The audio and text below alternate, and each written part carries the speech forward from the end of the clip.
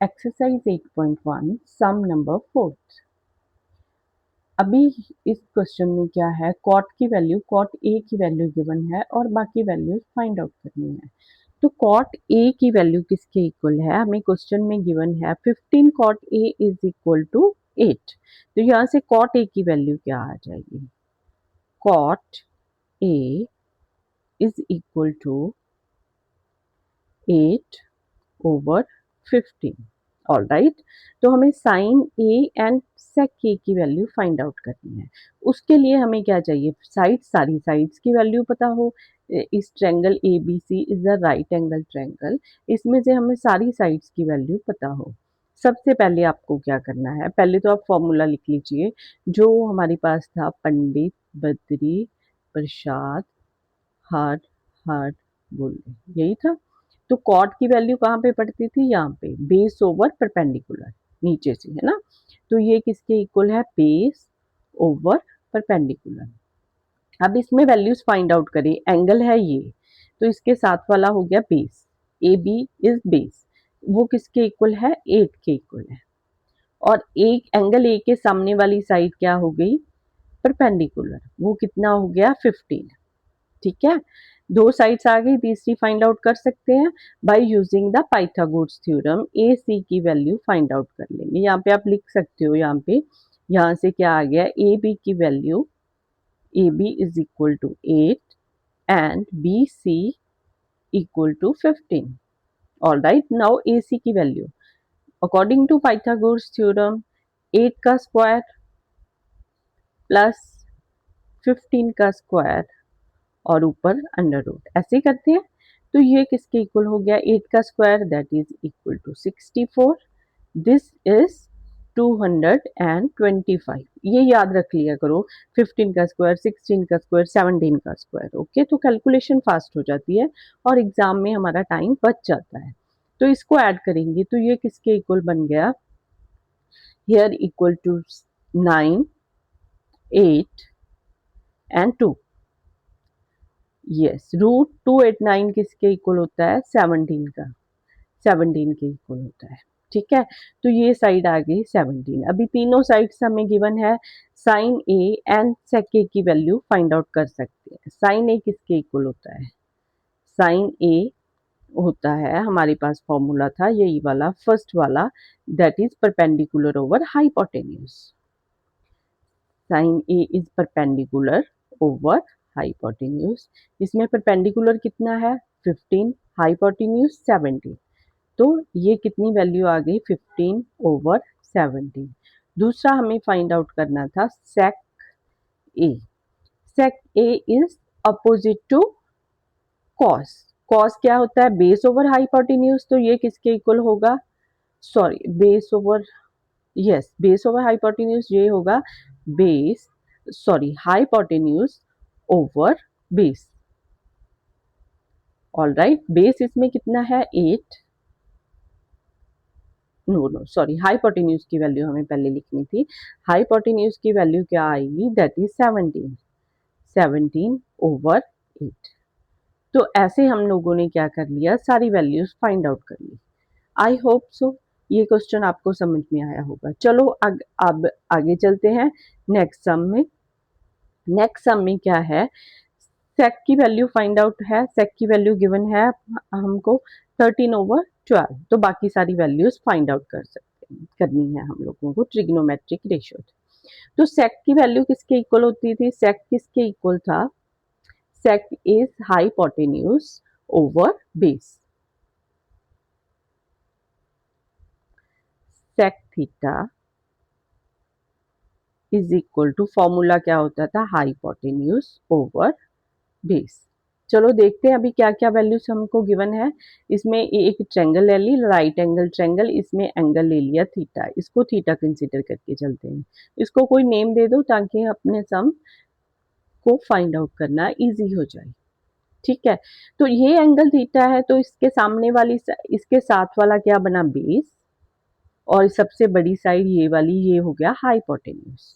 Alright, given हमें कितना है, 13/12। It is given 13/12। It means ये वैल्यू कितनी है, 12 एंड ये वाली वैल्यू कितनी है 13।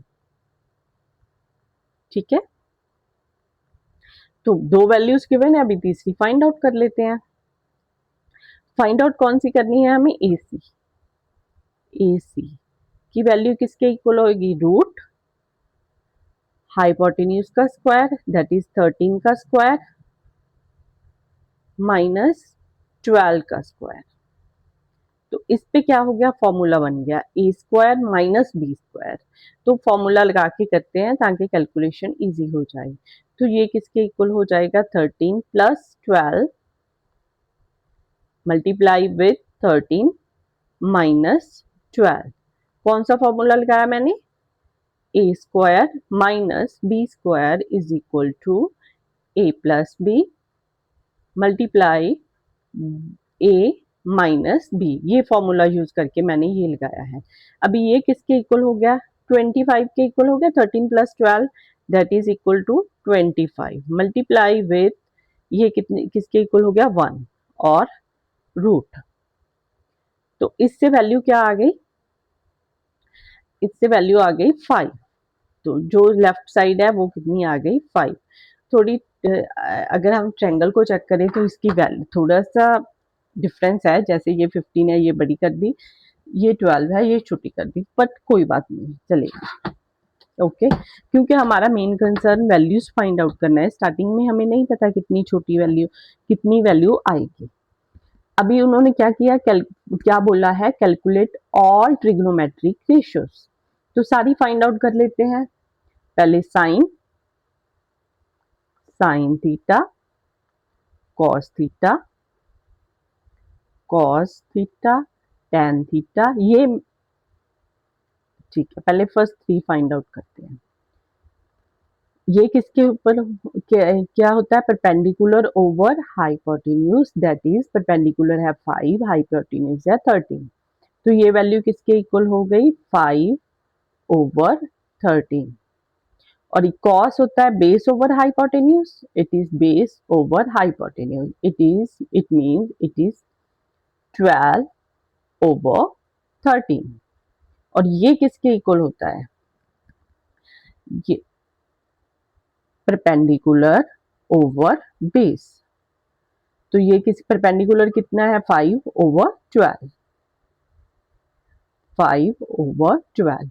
अब इनसे ही बाकी वैल्यूज हम लोग इजीली फाइंड आउट कर सकते हैं। साइन से cosec that is opposite to sine, तो कितनी बन जाएगी 13 ओवर 5, इट इज 13 ओवर 5। इससे कौन सी आ जाएगी, सेक की value opposite to cos, sec की value that is opposite to cos. तो ये किसके इक्वल आ जाएगी 13 ओवर 12। ऑलराइट, और ये यहां से किसकी वैल्यू आ जाएगी, दैट इज कॉट। कॉट की वैल्यू किसके इक्वल आ जाएगी, इसके opposite that is 12 over 5। Alright, ये हो गया।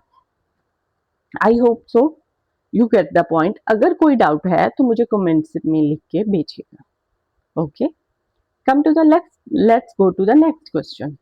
सम नंबर 6 है ये। इसमें क्या गिवन है, if A and B are acute angles such that cos A equal to cos B, show that A angle means A is equal to B. पहली बात तो ये है कि इन्होंने cos A and cos B क्या बारे में बोला है, इक्वल है। तो जो ट्रायंगल होगी that is right angle triangle. ठीक है, this is right angle triangle. थोड़ी अच्छी नहीं बनी है, please forgive me for that. चलो, पहले से थोड़ी अच्छी है लेकिन हालत इसकी भी कोई अच्छी नहीं, बट इट्स ओके। तो इसमें क्या गिवन है, इसको नाम दे देते हैं ए, इसको नाम देते हैं B and this one is C. Alright, उन्होंने बोला है cos A इज इक्वल टू cos B। इसमें से cos A देख लेते हैं, cos A किसके कौन सी साइड्स के इक्वल है। तो हम पहले क्या करेंगे, अगर हम देखो, अगर हम साइड्स को प्रूव कर दें कि ये साइड्स इक्वल है तो ये आइसोसेलेस ट्रायंगल बन जाएगी। अगर ये साइड्स इक्वल है तो उसका रूल होता है कि ये एंगल्स भी इक्वल होते हैं। तो अपना क्या काम है, हमने क्या प्रूव करना है कि हमने ये प्रूव करना है कि A C equal to B C. All right, तो ये इक्वल आ जाएंगे। अभी हम कॉज ए की वैल्यू फाइंड आउट कर लेते हैं। कॉज की वैल्यू क्या होती है, बेस ओवर हाइपोटेन्यूज, यही होता है ना। अगर कोई कंफ्यूजन होती है तो वो पंडित बदली बद्री प्रसाद हर हर बोले, साथ में लिख लिया करो एक साइड पे। Okay, that is perpendicular over base. अभी एंगल ये कंसिडर करते हुए, I am sorry, base over hypotenuse, cos A की वैल्यू क्या है, बेस ओवर हाइपोटेन्यूज। तो अगर हम ये वाला एंगल कंसिडर करें, एंगल ए, तो बेस क्या बन गया, ए सी, ओवर हाइपोटेन्यूज कितना हो गया, A B, A B. Now cos B consider कर लेते हैं। If it is cos B angle this, base क्या हो गया फिर, बी सी, बेस हो गया B C over hypotenuse that is A B. Given क्या है क्वेश्चन में, given is cos A is equal to cos B.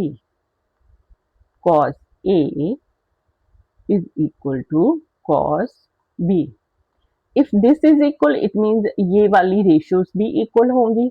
It means AC over AB equal to BC over AB. अब दोनों के नीचे AB है, कैंसिल हो जाएगा, तो बचा क्या, it means AC equal to BC। और राइट, यही हमें प्रूव करना था, हमने स्टार्टिंग में यही बोला था। अभी एक राइट एंगल ट्रायंगल है जिसकी ये साइड्स इक्वल है। Okay, it means if one angle is 90, तो ये साइड्स इक्वल है, तो कितनी कितनी हो जाएंगी, 45 हो जाएंगी।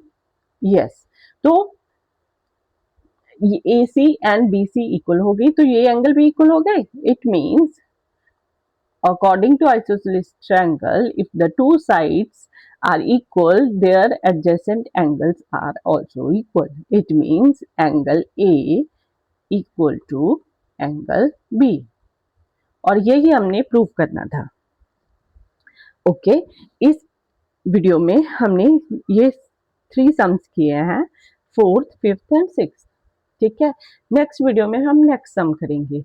अगर आपको लगता है कि मुझे कुछ और इम्प्रूव करना चाहिए और कुछ चेंज करना चाहिए, तो प्लीज लेट मी नो। आपकी फीडबैक की मुझे वेट रहेगी। Okay, thank you, and please also don't forget to share, subscribe and like, and please comment what you feel after watching this video. Thank you.